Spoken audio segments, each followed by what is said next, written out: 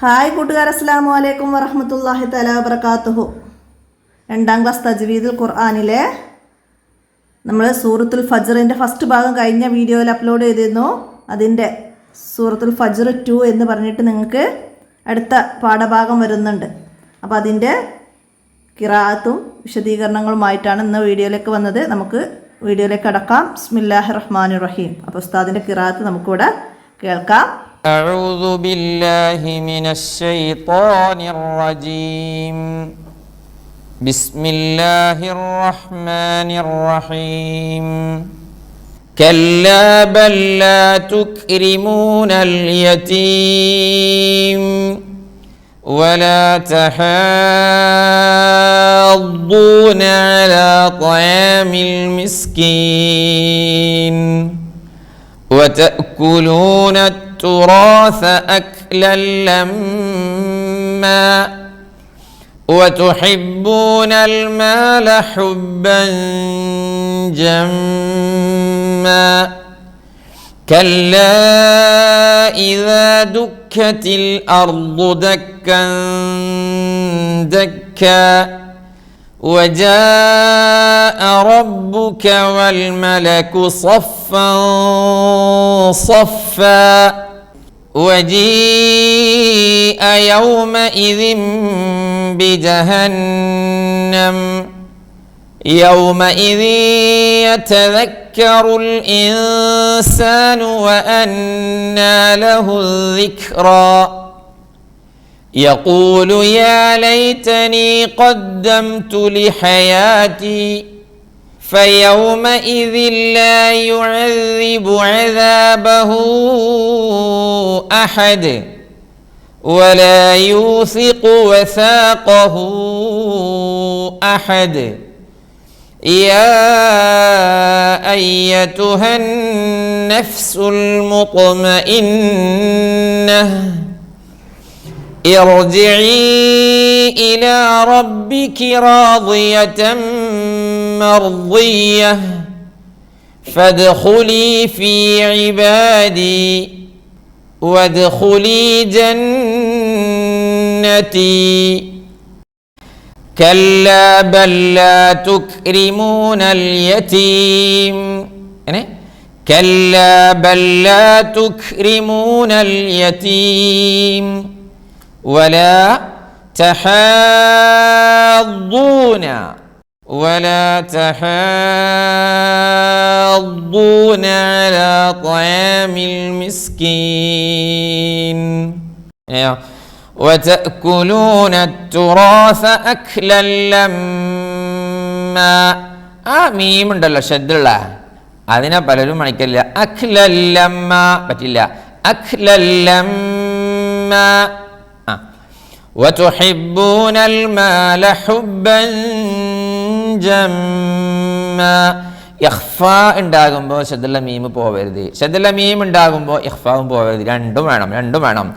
وتحبون المال حبا جما അടുത്തത് كلا إذا دكت الأرض دكا دكا دكا دكا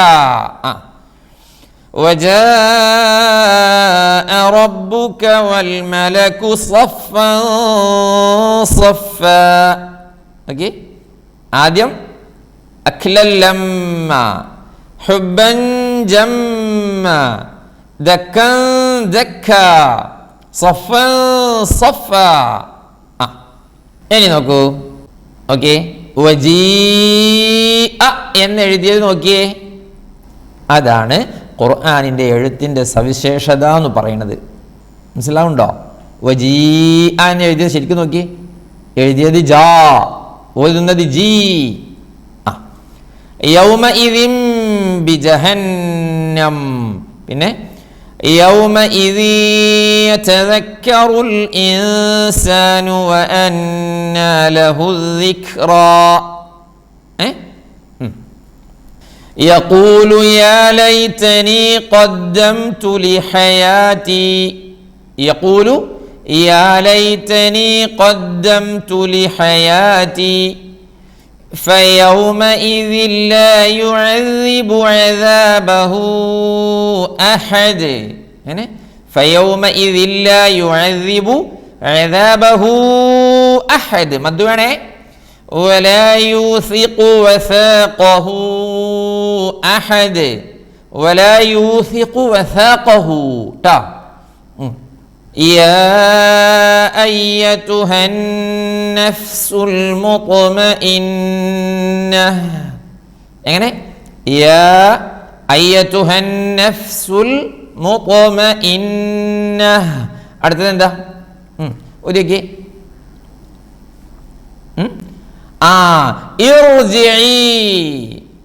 ഇർജിഇ ല്ലേ?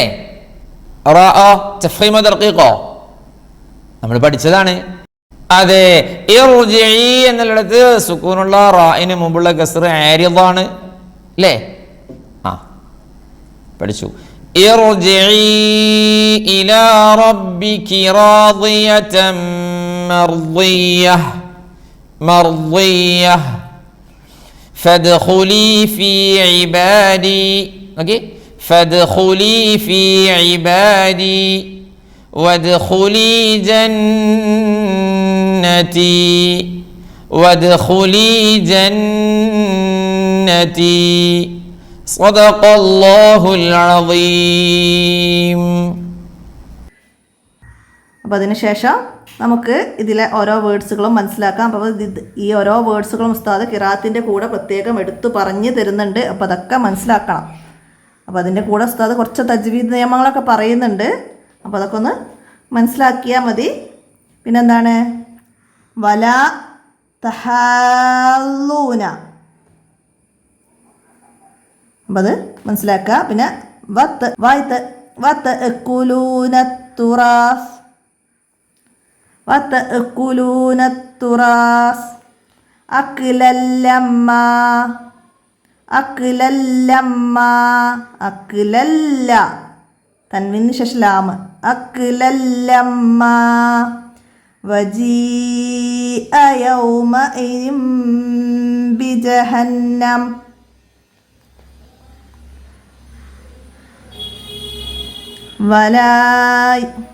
വലാ യൂസികു വസാഖഹു അഹദ് വലാ യൂസികു വസാഖഹു അഹദ്. യാ അയ്യതുഹൻ നഫ്സു യാ അയ്യതുഹൻ നഫ്സുൽ മുത്മഇന്ന മുത്മഇന്ന ഇർജിഇ ഇലാ റബ്ബിക് ഇർജിഇ ഇലാ റബ്ബിക് റാളിയതം മർലിയ റാളിയതം മർലിയ. അപ്പോൾ അതൊക്കെ മനസ്സിലാക്കുക. ഇനി എന്താണ് ഇവിടെ? ഇഖ്ഫാ, സ്വാദ്, ജീം, ഈ രണ്ട് അക്ഷരങ്ങൾ കൊണ്ട് ഇഖ്ഫാ, സാക്കിനായ നൂനും തൻവീനു ശേഷം ഈ രണ്ട് അക്ഷരങ്ങൾ വന്ന് അവിടെ ഇഖ്ഫാ ചെയ്യണം എന്നതാണ്. അപ്പോൾ ഇവിടെ തൻവീന് ശേഷം ജീമു വന്നു. ഐനുൻ ജാരിയ ഐനുൻ ജാരിയ എങ്ങനെ ഇഖ്ഫാ ചെയ്യുന്നത് മനസ്സിലാക്കിയിട്ട് നുൻജാരിയ. അപ്പോൾ അത് ഖിറാഅത്തിൽ ഓതുമ്പോൾ ശ്രദ്ധിക്കുക. മിൻജൂ, അപ്പോൾ നൂന് ശേഷം ജീമ്. സഞ്ചബീല, നൂന് ശേഷം ജീമ് ഇവിടെ ചേർന്ന് വന്നിട്ടുണ്ട്. ഹുബ്ബൻ ജമ്മ, തൻവീന് ശേഷം ജീമ്. അൻജൈനാക്കും, ഇവിടെ അൻജ ചേർന്ന് വന്നിട്ടുണ്ട്, നൂനും ജീമും. പിന്നെ ഇവിടെ സ്വാദാണ്. അൻസലാത്തിഹിം അൻസലാത്തിഹിം, നൂന് ശേഷം സ്വാദ്. സഫൻ സഫ, തൻവീന് ശേഷം സ്വാദ്.